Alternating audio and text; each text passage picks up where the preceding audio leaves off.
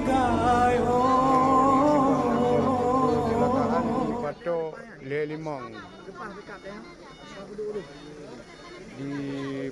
di kilometer Lelimang di Liu musibah.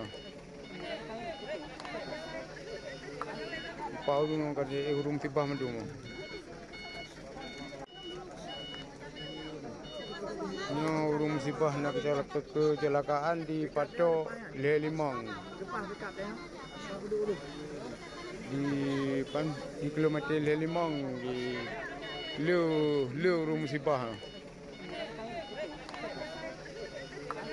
Pau tu nong kerja urung musibah mendung.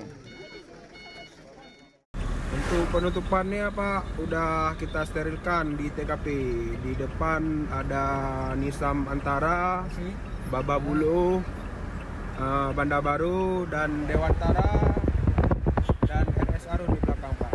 Kita udah menuju rumah sakit, kita dari kloter terakhir pengamanan korban kecelakaan di Gunung Salak.